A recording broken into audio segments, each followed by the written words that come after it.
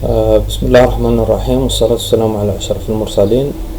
Chers collègues membres de laboratoire réseau intelligent et énergie renouvelable, salam alaikum. Dans cette vidéo, je vais essayer d'expliquer comment accéder à son compte utilisateur au niveau de notre plateforme de laboratoire. Aussi, je vais donner quelques exemples comment récupérer l'information, quelques informations comme par exemple l'identifiant de l'utilisateur ou bien le mot de passe qui sont bien sûr nécessaires pour garantir l'accès au compte. Avant de faire quoi que ce soit, l'utilisateur doit vérifier si son compte est déjà bien inscrit dans notre plateforme. Donc pour le faire, il faut d'abord voir ou bien vérifier la liste de la composante humaine de laboratoire dans le sous-menu de effectif du laboratoire. Donc dans cette liste, l'utilisateur peut consulter si son nom ou bien son nom prénom est déjà cité dans une parmi les catégories des différents membres dans la liste des membres de laboratoire.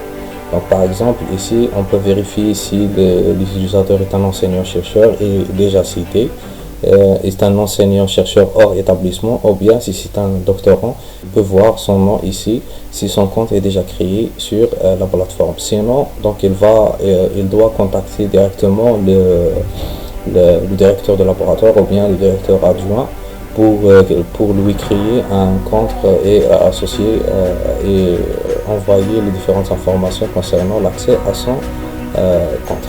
Bien sûr, il y a aussi les doctorants sortants et la catégorie des personnels de ceci. Donc dans la suite, je vais essayer d'expliquer comment récupérer les informations concernant l'accès dans le cas où l'oubli de mot de passe ou bien l'oubli de l'identifiant de l'utilisateur. Voilà. Donc maintenant, je vais essayer d'accéder à mon compte. Comme on a préparé un petit compte démonstration, démo.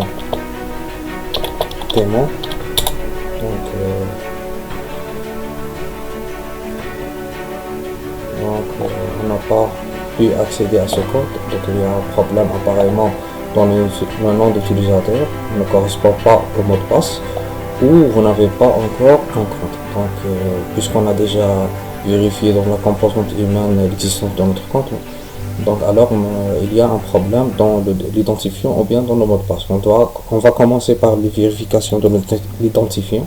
Si l'identifiant est oublié, on va essayer de récupérer l'identifiant sur l'email associé à cet identifiant. Donc je vais essayer d'introduire ici l'identifiant associé à ce compte.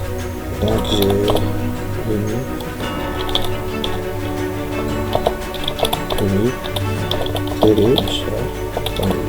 donc c'est peu importe si l'email est un email professionnel ou bien un autre type d'email comme Yahoo ou bien Gmail. Donc vélo.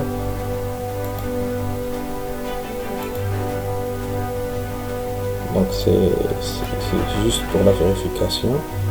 Donc vous n'êtes pas un robot. Donc vous voyez. On va essayer maintenant. Normalement, on va recevoir un email de l'identifiant de compte, un rappel d'identifiant envoyé. Donc, je vais vérifier mon boîte email.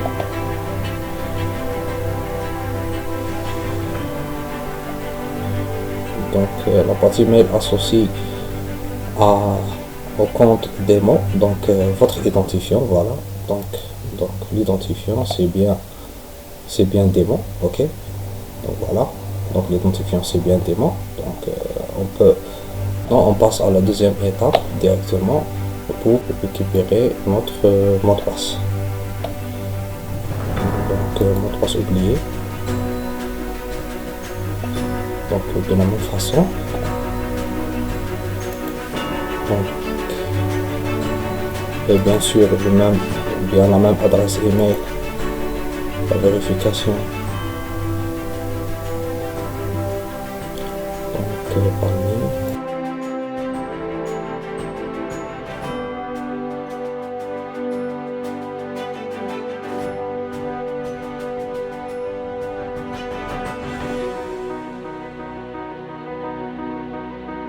envoyer.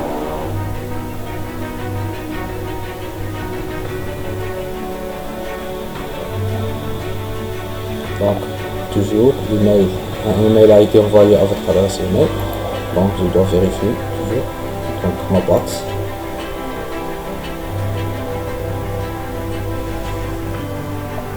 Voilà, donc votre demande de réinitialisation de mot de passe.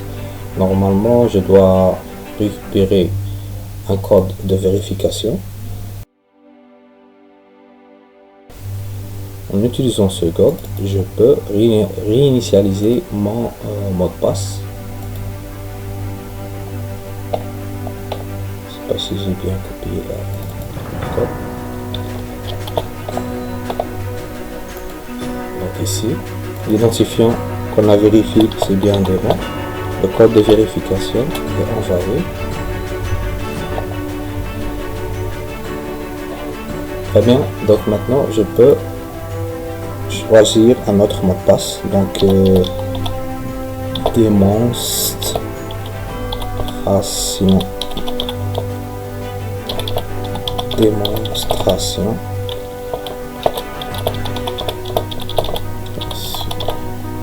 et voilà.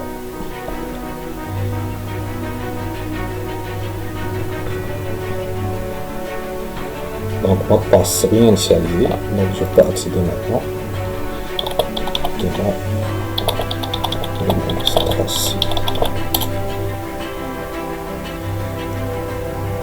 Donc voilà, c'est bon. Donc alors après la réussite d'accès à la connexion ou bien au compte utilisateur, donc maintenant je peux modifier les informations concernant le compte démo. Donc par l'appui sur le bouton mon compte et où je trouve deux liens: modifier vos informations personnelles ou bien modifier votre profil académique. Donc le premier lien concerne les informations de compte, c'est-à-dire les informations d'accès comme le mot de passe ou bien l'email où je peux utiliser pour récupérer les informations de mot de passe ou bien de l'identifiant. Je peux aussi modifier le nom complet de mon compte. Ici je peux écrire le nom et le prénom complet pour le compte. Bien sûr, pour la deuxième possibilité qu'on peut avoir ici, c'est la modification de profil académique. Donc ici on peut modifier les différentes informations concernant le profil académique.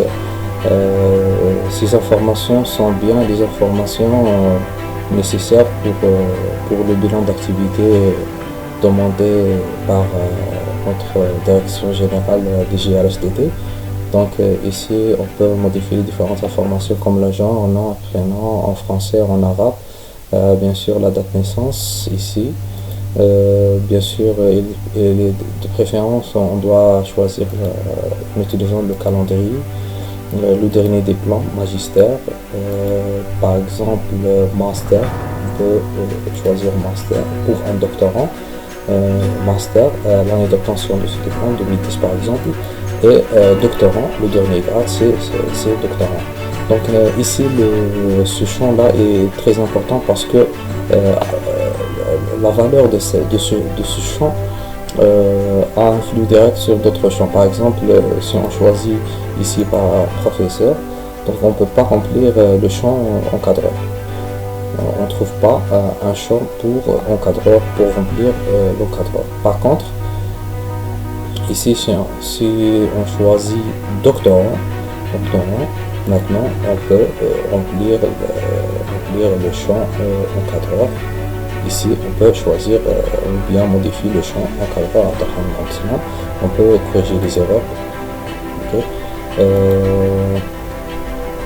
Aussi il est très important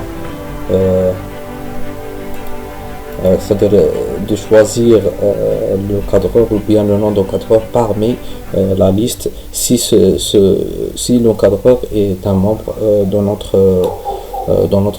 laboratoire. Par exemple ici le cas de Abdelrahmani Abdelsalam. Donc Abdelrahmani, Voilà, donc Abdelrahman Abdeslam, donc c'est un membre et on doit le choisir à partir de cette liste pour garantir l'accès. Donc on peut ajouter les différentes autres informations ici, comme dans la base, le résumé, le plan de travail, etc. Et modifier l'image, bien sûr, si c'est important ici, et donner un petit résumé ou une description pour ce compte. Et à la fin, on va enregistrer notre profil académique et bien sûr revenir après.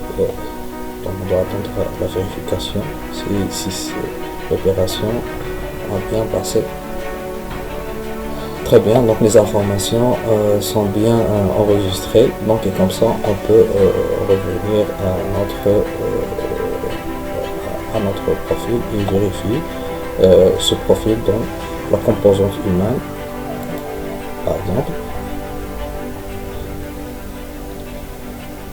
Donc nom doctorant, monsieur Demo, donc l'information erronée est disparue. Et comme ça, on peut aussi voir le profil, la page de son profil, voilà, avec toutes les informations qui sont éditées. Voilà. Merci, j'espère que cette vidéo sera utile pour vous aider à l'accès à vos comptes. Salam alaikum.